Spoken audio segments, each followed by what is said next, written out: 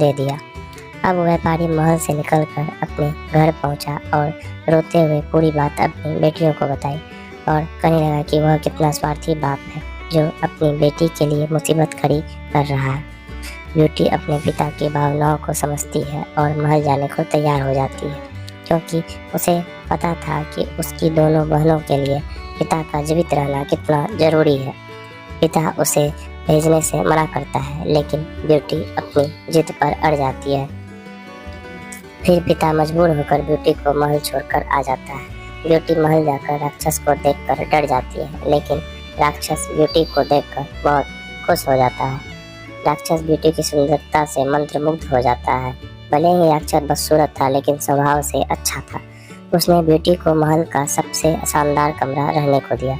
Beauty और राक्षस दोनों साथ में महल में खुशी से रहने लगे। राक्षस ब्यूटी को कोई भी नुकसान नहीं पहुंचाता, इसलिए ब्यूटी खुशी से वहाँ रहने लगी। राक्षस और ब्यूटी दोनों बहुत अच्छे दोस्त बन गए।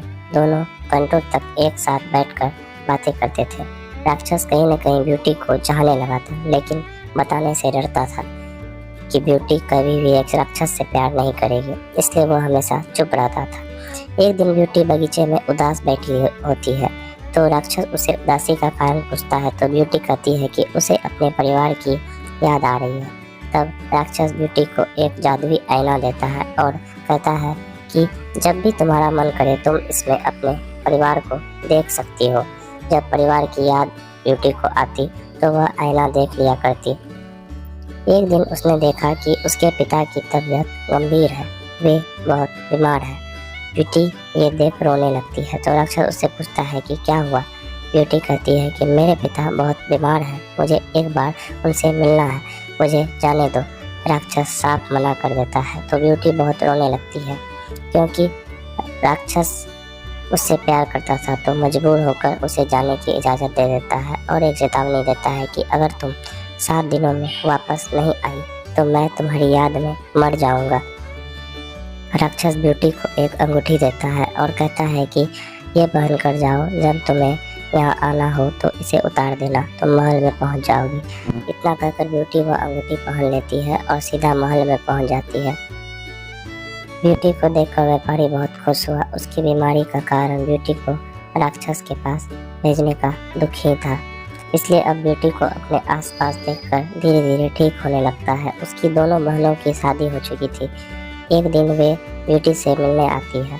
ब्यूटी अपने पूरे परिवार की राक्षस को सच्चाई बताती है कि वह कितना अच्छा है और उसकी देखभाल करता है। कहती है कि उसे 7 दिनों में वापस लौटना होगा, नहीं तो राक्षस उससे नाराज हो जाएगा। दोनों बहनें ब्यूटी की बातों से जल जाती है और वह महल में कितनी खुश है, इसलिए वह किसी बहाने से ब्यूटी को अपने पास रोकने की कोशिश करती है ताकि उसे वापस जाने में देर हो जाए और राक्षस उससे नाराज हो जाए। ब्यूटी बहनों के कहने पर कुछ दिन और रुक जाती है। एक रात को उसे सोते हुए एक गंदा सपना आता है कि राक्षस मरने वाला है। तभी उसकी नींद टूट जाती है। वह बेचैन होकर उठती है और अपने हाथ की अंगूठी उतार देती है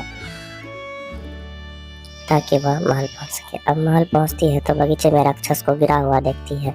राक्षस बहुत कमजोर हो गया था, अब वह मरने वाला था। ब्यूटी उसे इस हालत में देखकर बहुत रोती है और उसे उठने के लिए कहती है, तो राक्षस कहता है कि तुमने आने में इतनी देर क्यों कर दी, मैंने कहा था कि मैं तुम्हारी याद में मर जाऊंगा। ब्यूटी उसे कहती है कि मुझे माफ़ कर दो, मैं समय से नहीं आ सकी, लेकिन मुझे वहाँ जाकर एहसास हुआ कि मैं तुमसे बहुत प्यार करती हूँ, मुझे तुम्हारी याद आई। ब्यूटी आगे कहती है कि मुझे छोड़कर मत जाओ, मैं तुम्हारे बिना नहीं रह पाऊंगी।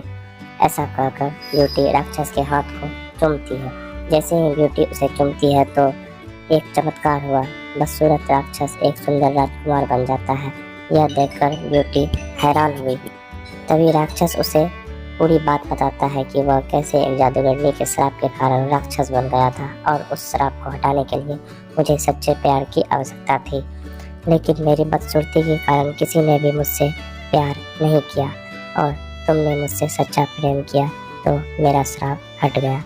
अब राजकुमार और राजकुमारी ब्यूटी दोनों खुशी से शादी करके एक साथ रहने लगते हैं।